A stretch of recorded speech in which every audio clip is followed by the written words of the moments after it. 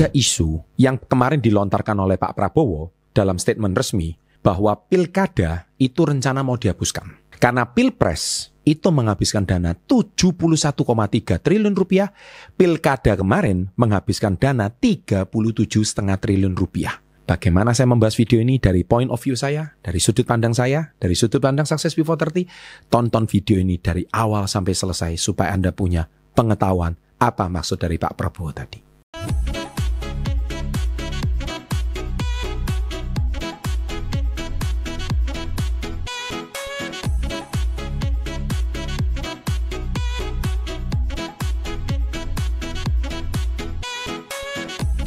Welcome to Success Before 30, Business and Financial Mentoring. Sahabat entrepreneur, salam hebat luar biasa. Nah, kali ini video Success Before 30 mau membahas tentang menanggapi statement dari Pak Prabowo. Saya tergelitik untuk membuat video ini karena ini juga sangat berhubungan dengan channel Success Before 30 karena ternyata tidak bisa dipungkiri juga. Pertumbuhan ekonomi, pertumbuhan entrepreneurship sebuah negara itu juga kita tidak bisa lepas dari bersinggungan juga dengan yang namanya kekuatan politik. Karena jumlah entrepreneur Indonesia mengapa sangat minim, mengapa sangat turun, ini sangat berhubungan juga dengan taraf pendapatan per kapita penduduk. Makanya kenapa channel Success Before 30 ingin membangun mindset entrepreneurship setiap orang, tetapi terkendala oleh kebijakan-kebijakan politik yang akhirnya menghambat pertumbuhan entrepreneurship sebuah negara. Nah, di video kali ini saya cukup tertarik untuk membahas statement dari Pak Prabowo ini. Tapi sebelum saya melaju lebih lanjut, nggak ada salahnya kita kemarin mendengarkan statement dari Pak Mahfud MD, yang mana kemarin juga kontestasi Pilpres 2024 kalah sebagai cawapres. Mengapa ini bisa terjadi? Sebagai berikut. Mantan Rektor UIN Sunan Kalijaga berguru aja nih teman. Dia bercerita teman-teman rektor lain katanya, tahu enggak? Sekarang ini orang mau menjadi pejabat eselon 1 dan 2 itu ada harganya. Antara 2 miliar sampai 5 miliar. Dan itu cash, datang orangnya. Kamu mau jadi itu, ini tarifnya. Nanti, kalau enggak punya uang, enggak apa-apa, ada yang bayari atau asal beri akses dia ke APBN yang ada di kampus. Jadi misalnya saya ingin jadi rektor, lalu minta ke Anda, tolong bayari nih 5 miliar untuk ngurus agar saya dapat ini. Anda bayari, cash ditunjukkan uangnya, tapi nanti ini harus dibayar dengan proyek, cash kepada APBN. Itu untuk eselon 1 dan 2 sudah umum diketahui kayak gitu. Nah, setelah kita nonton video itu semua is all about money politics. Nah, kita sekarang melihat dulu sejarah pemilihan langsung. Seperti kita ketahui, Indonesia ini sejak merdeka menjadi NKRI di tanggal 17 Agustus 1945, Orde Lama itu adalah tahun 1945 sampai 1966. Mari kita lihat dulu sistem Orde Lama itu seperti apa. Kita harus belajar sejarah dulu. DPR, pemilu pertama itu pada tahun 1955, memilih anggota DPR secara langsung oleh rakyat zaman dulu. Tapi sistemnya gimana ya? Mungkin Anda searching aja pemilihan DPR tahun 55 ya. Kemudian DPRD itu dipilih oleh pemilu langsung oleh rakyat. Tapi ini sebenarnya masih mengadop sistem daripada zaman Belanda ya. Karena kan baru saja merdeka dari penjajahan Belanda. Kemudian gubernur, bupati, wali kota, kepala daerah diangkat oleh pemerintahan pusat tanpa pemilihan oleh DPRD oleh rakyat. Yes, karena namanya saja baru saja merdeka, tentu tidak terlalu banyak uang. Negara yang barusan merdeka ini oleh sang proklamator, founding father Indonesia, dan gubernur, bupati, wali kota dipilih langsung oleh DPRD dan rakyat. Dan sistem ini dilanjutkan di era Orde Baru, yaitu tahun 66 dan 1998. DPR dan DPRD pemilu tetap dilaksanakan memilih anggota DPR dan DPRD, namun kontrol ketat oleh pemerintah sehingga kurang mencerminkan demokrasi. Jadi masih dikontrol dari pusat untuk DPR dan DPRD daerah. Tapi gubernur, bupati, dan wali kota, kepala daerah dipilih oleh DPRD, tapi prosesnya sangat dipengaruhi oleh pemerintahan pusat dan Golkar, partai dominan yang saat itu. Karena zaman Orde Baru partai cuma 3, P3, Golkar, dan PDIP. PDI waktu itu belum P. Ya, jadi Orde Baru 1966-98. Kenapa saya tahu ya? Karena saya lahir di zaman Orde Baru. Lanjut sejarah, era reformasi 98 sampai sekarang. Nah, ini cocok untuk milenial dan Gen Z, yang mana Anda mungkin baru belajar edukasi politik melalui channel Success Before 30. DPR dan DPRD pemilu dilaksanakan secara langsung dan demokratis untuk memilih anggota DPR dan DPRD. Gubernur, bupati, dan wali kota juga melalui Undang-Undang Nomor 2 Tahun 99, kepala daerah dipilih oleh DPRD secara demokratis. 2005 sampai sekarang dimulai dengan Undang-Undang Nomor 32 dan tahun 2004, pemilihan kepala daerah dilakukan secara langsung oleh rakyat. Pemilihan langsung pertama kali pada tahun 2005. Jadi pertama kali pemilihan pilkada kepala daerah itu adalah tahun 2005. Yaitu tentu kita sudah mengalami ya. Waktu tahun 2005 itu usia saya sudah 30 tahun. Jadi saya sangat paham betul memilih kepala daerah itu seperti apa. Isu terkini. Nah, terdapat wacana untuk mengembalikan kepala daerah seperti DPRD kayak zaman Orde Baru dan Orde Lama. Karena isu ini dilontarkan oleh Pak Prabowo, presiden kita, kepada ketua partai untuk dipertimbangkan. Karena kemarin mengeluarkan dana 37T. 37T itu untuk bangun jalan, bangun sekolah, rumah sakit, irigasi itu lebih dari cukup. Usulan ini didasarkan pertimbangan efektif. Apalagi itu kalau satu hari banyak juga libur. Ya, misalkan Pak Prabowo mengusulkan pilgub dan wali kota. Namun usulan ini masih dalam diskusi, belum diterapkan. Perubahan mekanisme pemilihan ini mencerminkan dinamika politik upaya Indonesia mencari sistem yang paling efektif untuk kedepannya. Nah, tapi sebelum saya lanjut, Eropa anggota DPR tidak boleh memilih anggota keluarga. Ya, Anda tahu kenapa? Karena itu rawan dengan nepotisme, yang mana isu ini sangat mirip di zaman Orde Baru. Tapi mari, sebelum saya tidak mau menghakimi dari video ini. Saya mau mengajak penonton Success Before 30 untuk lebih cerdas, lebih memahami sejarah, dan mengajak Anda untuk berpikir mana yang lebih efektif. Pilih langsung atau dipilih oleh anggota DPRD. Kalau pilihan langsung, apa kelebihan dan kekurangan? Kelebihannya itu, mari, dari segi demokrasi, memberikan hak penuh pada rakyat untuk memimpin.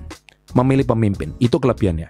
Jadi rakyat punya hak untuk memilih siapa kepala daerah yang saya anggap punya kompetensi. Kedua, akuntabilitas pemimpin. Pemimpin lebih bertanggung jawab kepada masyarakat yang memilih. Tiga, partisipasi rakyat. Meningkatkan kesadaran politik untuk ikut proses demokrasi. Jadi rakyat itu juga ikut dalam pesta demokrasi. Pemilihan langsung. Keempat, transparan. Sistem lebih terbuka dan melibatkan publik secara luas. Jadi langsung real time, ada quick count dan sebagainya.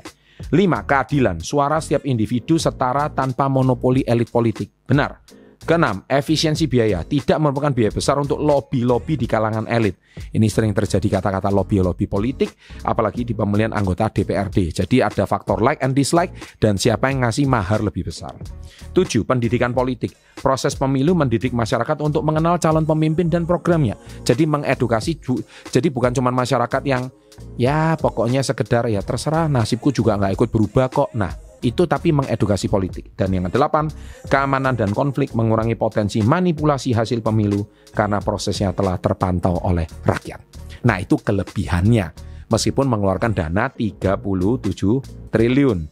Ya, ini kelebihannya. Ini 37 triliun.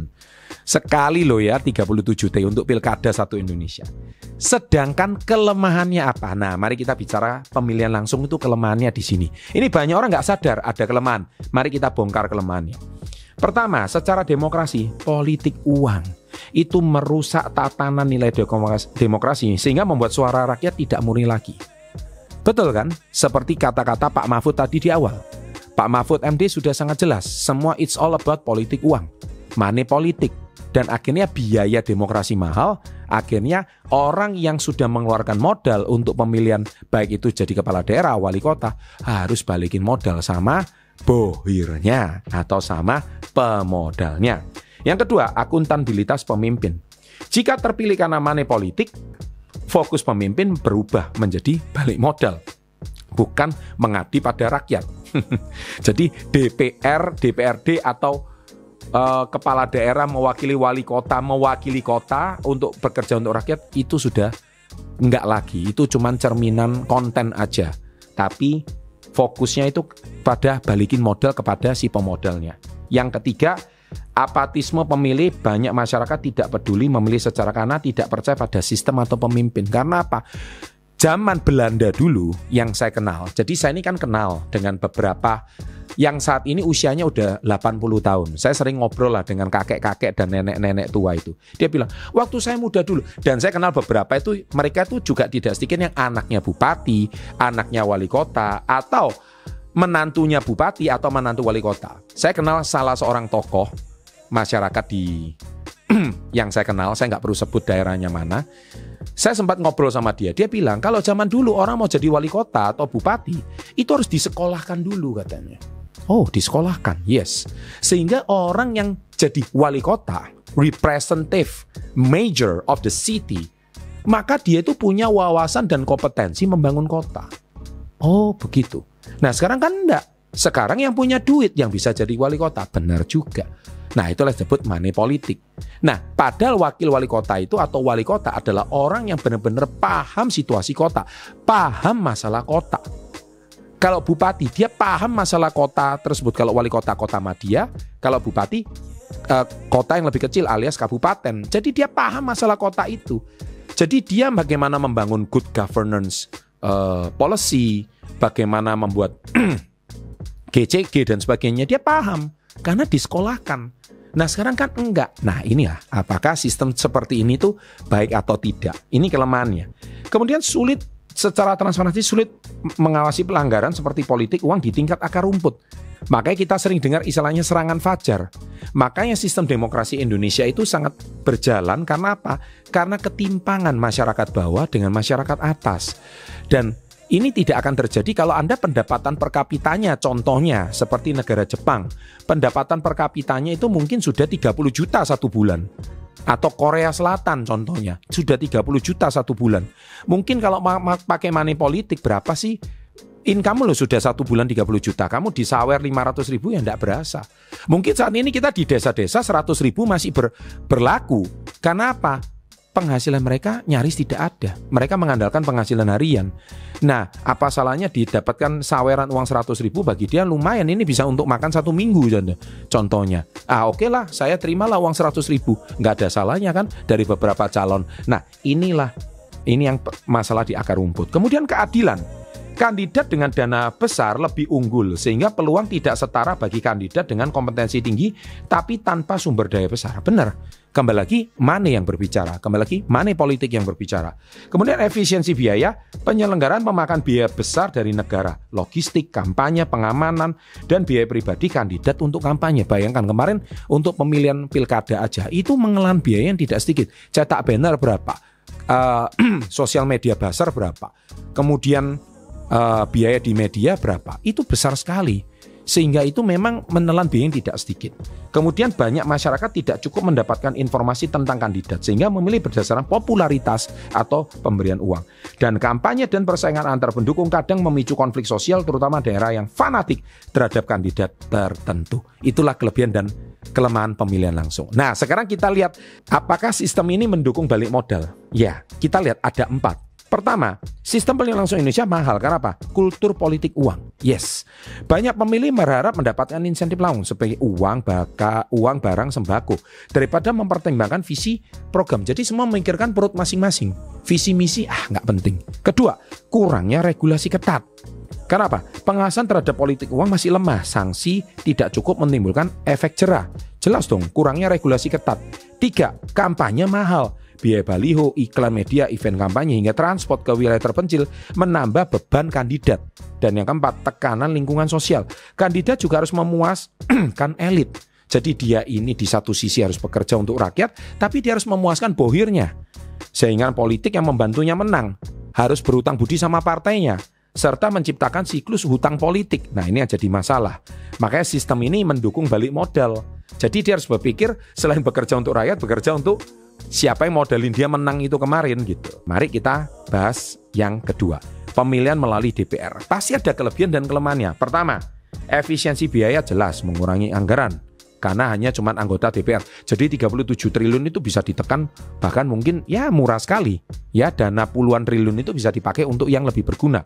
Kedua, proses pemilihan lebih cepat, sederhana, nggak usah datang ke TPS. Ketiga, anggota DPR dianggap sebagai perwakilan rakyat. Jadi ya cukup, wakil rakyat ya sudah cukup, kamu aja mewakili suara saya, orang nggak terlalu peduli. Keempat, politik lebih stabil karena konflik sosial, persaingan antar pendukung, saya merah, kuning, hijau berkurang. Kelima, kualitas kandidat dengan kompetensi lebih besar peluangnya karena tidak bergantung pada popularitas. Keenam, masih dianggap demokratis sehingga DPR masih benar-benar mewakili rakyat. Jadi nggak menghilangkan unsur demokrasi sama sekali. Ketujuh, politik uang dalam skala besar lebih sulit dilakukan karena melibatkan kelompok kecil. Jadi wakil rakyat ini saja. Jadi nggak ada saweran-saweran politik, serangan fajar itu nggak ada. Tapi bukan berarti sistem ini nggak ada kelemahannya. Dan ini kelemahan yang terjadi di era Orde Baru. Kekurangannya adalah efisiensi, rentan korupsi karena keputusan hanya di segelintir elit politik. Jadi rawan KKN. Makanya tadi saya sebut di awal, tidak boleh wakil rakyat itu diwakili di Eropa ya oleh keluarga atau elit politik. Kalau sekarang kan masih sangat kuat sekali. Kedua, proses pemilihannya transparansi rendah. Karena apa? Tergantung DPR dan DPRD bisa dimainkan di sana. Ketiga, tidak mencerminkan kehendak langsung rakyat karena keputusan di tangan elit, bukan di tangan masyarakat umum. Keempat, potensi manipulasi lebih besar jika ada lobby-lobby politik di balik layar. Jadi anggota DPRD-nya bisa dibelilah. Jadi yang disawer anggota DPRD-nya. Jadi rakyat goodbye, nggak ada lagi ceritanya mendapatkan saweran politik atau mendapatkan money politik atau mendapatkan serangan fajar. Kelima, kualitas kandidat lebih terpilih hanya melayani kepentingan DPR-DPRD, bukan melayani kepentingan masyarakat luas. Keenam, demokrasi mengurangi keterlibatan langsung rakyat, jadi pendidik politikannya berkurang lagi, menurun lagi, sehingga menurunkan kepercayaan masyarakat pada proses demokrasi. Dan yang ketujuh, rentan terjadi jual beli suara atau lobby politik. Nah, itulah yang sering terjadi di era Orde Baru. Nah, ini semua plus dan minus. Nah, oleh sebab itu saya hari ini tidak memihak statement Pak Prabowo mana lebih bagus atau lebih tidak. Saya mengajak sahabat SW30 untuk berpikir merenung. Menurut Anda di zaman sekarang ini, saya mau baca komentar Anda, mana yang lebih cocok untuk Anda. Mana yang menurut Anda, yang Anda hari ini betul-betul rakyat, tidak terlibat sebagai anggota partai, Anda juga tidak terlibat di pemerintahan, Anda sebagai rakyat biasa. Saya mau mengajak Anda untuk berpikir, menurut Anda, apakah Anda setuju atau tidak dengan statement Pak Prabowo? Apakah Anda setuju pilkada dipilih langsung kayak saat ini, atau pilkada diwakili saja oleh DPR dan DPRD, tapi negara untung banyak dan lebih baik uangnya itu memperbaiki sekolah kamu, memperbaiki rumah sakit dekat rumah kamu, memperbaiki fasilitas umum di dekat rumah kamu, dan sehingga fasilitas umum dan tempat kamu akan jauh lebih modern, memperbaiki gang-gang kecil di rumah kamu, sehingga bisa dirasakan langsung pembangunannya oleh pemerintah, karena pemerintah menghabiskan dana puluhan triliun untuk pesta demokrasi seperti ini. Sekali lagi, saya tidak memihak, semua jawaban ada di tangan Anda. Saya berikan polling di kolom komen, menurut Anda setuju atau tidak? Kalau pilihan langsung dilakukan oleh DPR atau DPRD, bukan pemilihan langsung pilkada seperti saat ini. Bagaimana pendapat Anda? Mari kita menjadi lebih cerdas. Sahabat SW30, sukses untuk Anda. Jangan lupa like-nya dan salam hebat. Luar biasa.